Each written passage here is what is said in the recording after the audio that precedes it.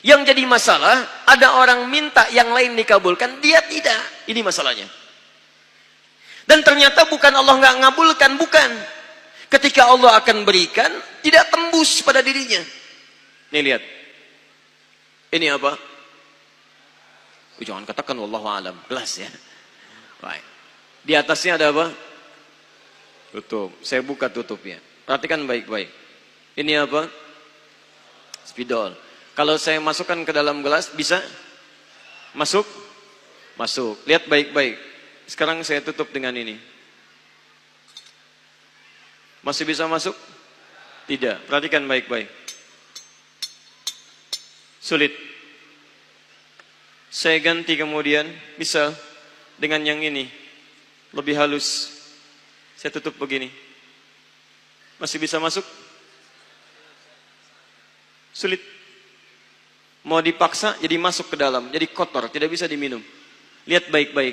Terkadang ketika Allah dengan sifat sayangnya ingin mengabulkan permohonan hambanya, bukan doa tidak dikabulkan, tapi permohonan ini tidak sampai pada dirinya karena ada sekat yang menutup. Itulah dosa. Itulah maksiat. Semakin pekat dosanya, semakin kuat penghalangnya, maka semakin sulit kemudian Allah memberikan rahmat yang turun pada dirinya. Maka banyak hadis menyampaikan kepada kita, lihat baik-baik. Saya sampaikan satu hadis dari Nabi SAW. Thumma dzakara rajula. Lalu Nabi mengisahkan tentang seorang lelaki. Yutilus safara, yang menempuh perjalanan yang jauh. Orang yang menempuh perjalanan jauh, maka doanya cepat dikabulkan oleh Allah Subhanahu wa ta'ala.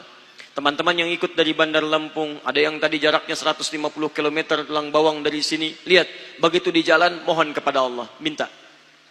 Ya, safar yang baik itu cepat mengabulkan doa. Orang ini safar. Yamuddu yadaihi ilas sama, dia mengangkat tangannya ke langit begini. Orang yang berdoa mengangkat tangan itu lebih cepat dikabulkan daripada yang diam. Hadisnya banyak. Di Abu Dawud nomor hadis 1480 sampai 1490. Awas, innallaha hayyun karimun. Allah itu maha pemalu dan maha mulia, dan akan merasa malu kalau meninggalkan hamba yang mengangkat tangan, menurunkan tangannya dalam keadaan hampa. Maksudnya, orang yang mengangkat tangan akan lebih cepat dikabulkan doanya dibandingkan yang diam. 3. Fayaqulu ya Rabb, ya Rabb. Maka dia berkata, ya Rabb, ya Rabb. Memohon dengan al-asma'ul husna. Sifat rububiyah Allah. Yang kalau dimintakan dikabulkan. Ya Rabb, ya Rabb. Quran surah ke-17. Ayat 110 sampai 111. Paling kanan di pertengahan. Lihat baik-baik. Allah menjamin dalam Al-Quran. Seseorang yang memohon kepada Allah. Dengan kalimat-kalimat al-asma'ul husna akan lebih cepat dikabulkan dibanding orang yang langsung memohon kepada Allah tanpa menyebut kalimat al-asma'ul husna. Qulid'ullaha awid'ur rahman ayyamma tada'u falahul asma'ul husna. Kalau Anda punya masalah, sebut nama Allah. Bukan mengeluh. Atau sebut namanya ya Rahman. Tapi kalau Anda mampu, cari nama-nama Allah yang terbaik sesuai dengan persoalan yang sedang kita hadapi. Namanya Al-Asma'ul Husna. Jadi Asma'ul Husna itu bukan dihafal. Ya Allah, Ya Rahman, Ya Rahim, Ya Malik, Ya Qudus. Boleh dihafalkan. Tapi hafalan ini maksudnya membantu kita untuk bisa memilihnya saat kita membutuhkannya. Misal, Anda sedang punya masalah kesulitan. Mau berdoa, sebut namanya yang sesuai dengan kesulitan Anda. Ya Al-Fattah. Masalahnya rezeki, sebut ya Allah ya Razzaq. Di pekerjaan ada yang ganggu Anda, sebut ya Allah ya Jabbar. Anda punya masalah, ya Allah ya Sabar. Nggak harus disebutkan semuanya. Ya Allah ya Rahman ya Rahim ya Malik ya Qudus ya. Semua disebutkan. Masya Allah. Akhirnya yang tidak diminta pun diberikan. Anda nggak sedang punya masalah, ya Sabar ya Sabar. Sabar itu adalah permohonan kepada Allah supaya diberikan kesabaran saat punya masalah. Anda nggak sedang punya masalah, minta diberikan kesabaran. Itu artinya sama dengan minta masalah. Hati-hati. Banyak kalimat-kalimatnya, pilih. Kitab Al-Aqaid Al-Islamiyah, karangan Syekh Sayyid Sabiq, halaman 24-59, posisi paling kanan di pertengahan. Dikisahkan seorang lelaki bermohon kepada Allah setelah dia selesai menunaikan salat. Lihat kalimatnya. Allahumma innaka antal ahadus samad. Alladzi lam yalid wa lam yulad wa lam yakul lahu kufuwan ahad Allahumma inni as'aluka an taghfira liya. Dia sebutkan al-asmaul husna.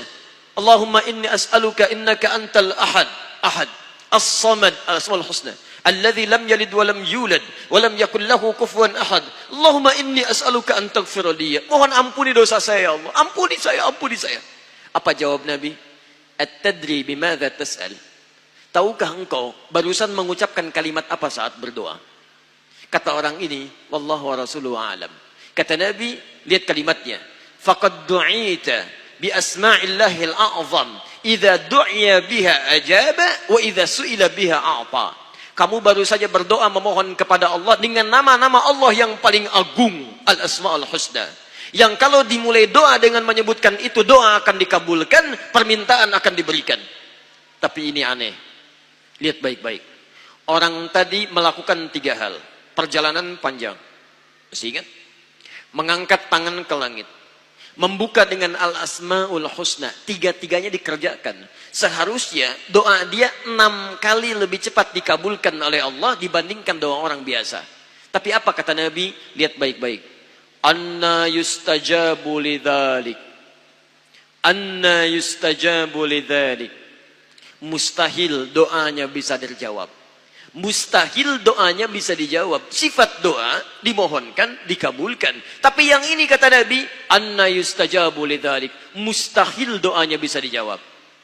Kenapa? Enggak tembus. Famat'amu haramun, karena makanannya haram. Ketika Anda memakan yang haram, maka makanan jadi sekat dalam diri Anda, menjadi penghalang doa itu sampai kepada diri Anda. Tuh. Mashrabu haramun, minumannya haram, lebih tebal lagi. Malbasu haramun, pakaiannya haram, lebih tebal lagi. Sulit. Wa ghudhiya biharamin, dan perangkat hidupnya haram, lebih sulit lagi. Enggak tembus-tembus. Yang paling celaka dibawa yang haram ke rumah, dimasak kemudian oleh ibunya, dibagikan kepada anak-anaknya, muncul haram di keluarga, maka sulit turun rahmat ke dalam keluarga itu. Makanya kalau sudah maksiat terjadi, maka mohon maaf, rahmat sulit diturunkan, hidayah sulit masuk dalam diri seseorang. Maaf, ini yang haram, beredar dengan darah, masuk ke dalam telinga. Quran kemudian muncul surah ke-6 ayat 25. Wa fi adhanihim waqra, di telinganya akan ada sumbatan. Bukan gak bisa dengar, yang lain kedengaran. Cuman ketika diminta yang baik-baik, gak tembus dalam telinganya. Konser musik di GBK, di Jakarta, Masya Allah, dari Lampung, kedengaran. Masjid yang jaraknya 5 meter dari rumah, tak nyampe. Ini rumah dia, ini masjid, mikrofon masjid ke rumahnya begini nih. Sepeda ada, motor ada, mobil ada, kendaraan ada. Allahu Akbar. Hayya 'alas shalah. Gak dengar. Qomat, gak dengar. Konser musik yang jaraknya cukup jauh, Masya Allah, sebelum artisnya datang, tiketnya udah habis. Masjid kurang apa lagi? Soundnya jelas, panggilannya bagus, ustadznya datang sendiri, nerangkan sendiri, nulis sendiri, kadang-kadang ngapus sendiri, live juga. Kemudian ada snacknya, aquanya ada, semua kelengkapannya ada. Dengan semua itu belum menyentuh Anda terpanggil untuk datang, coba cek, maksiat apa yang sudah Anda kerjakan?